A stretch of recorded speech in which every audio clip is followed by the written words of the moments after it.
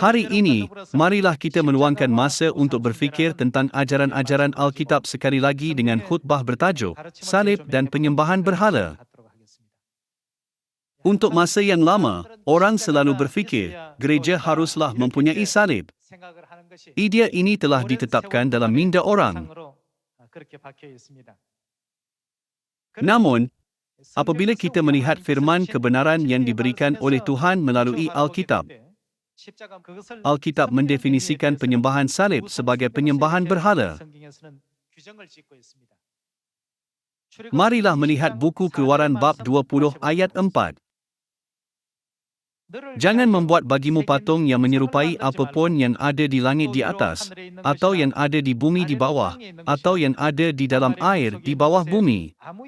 Jangan sujud menyembah kepadanya atau beribadah kepadanya, sebab aku, Tuhan, Tuhanmu, adalah Tuhan yang cemburu, yang membalaskan kesalahan bapa kepada anak-anaknya, kepada keturunan yang ketiga dan keempat dari orang-orang yang membenci aku, tetapi aku menunjukkan kasih setia kepada beribu-ribu orang, yaitu mereka yang mengasihi aku dan yang berpegang pada perintah-perintahku.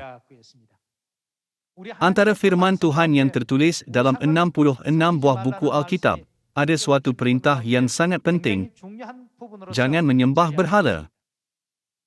Atas sebab ini, apabila Daniel, Sadrach, Mesach dan Abednego dibawa sebagai tawanan ke Babel, ketiga-tiga kawan Daniel tidak pernah sujud menyembah patung emas. Mereka mematuhi ajaran-ajaran Tuhan dan tidak mengambil bahagian dalam penyembahan berhala walaupun mereka berada dalam situasi hampir mati. Kita dapat melihat sejarah ini dalam Alkitab.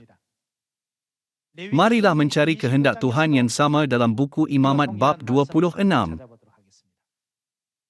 Marilah melihat buku Imamat bab 26 ayat 1. Janganlah kamu membuat berhala bagimu, dan patung atau tugu berhala janganlah kamu dirikan bagimu. Juga batu berukir janganlah kamu tempatkan di negerimu untuk sujud menyembah kepadanya, sebab akulah Tuhan, Tuhanmu.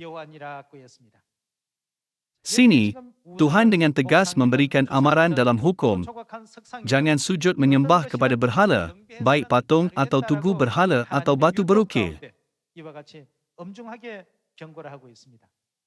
Mari kita lihat buku Ulangan bab 27 ayat 15. Terkutuklah orang yang membuat patung pahatan atau patung tuangan, suatu kekejian bagi Tuhan, buatan tangan seorang tukang, dan yang mendirikannya dengan tersembunyi.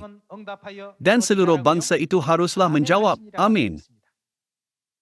Tertulis bahawa semua orang haruslah menjawab, adalah baik dan adil untuk dikutuk. Jika kita berkata, salib ialah berhala, ramai orang akan berdebat tentangnya. Hal ini kerana selama hampir 1,500 tahun, penyembahan salib telah menjadi amalan biasa bagi mereka. Sebaliknya, mereka berasa pelik jika tiada salib. Kalau begitu, adakah terdapat salib di gereja pada masa Yesus dan para rasul? Tidak ada. Adakah terdapat salib selepas kenaikan Yesus? Tidak ada. Jika ada, ia hanya digunakan sebagai alat hukuman oleh orang Rom.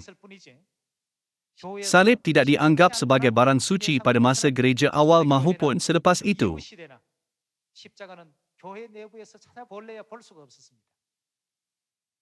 Namun, apabila gereja menjadi lebih sekular dan korup, gereja mula menerima pakai adat agama lain.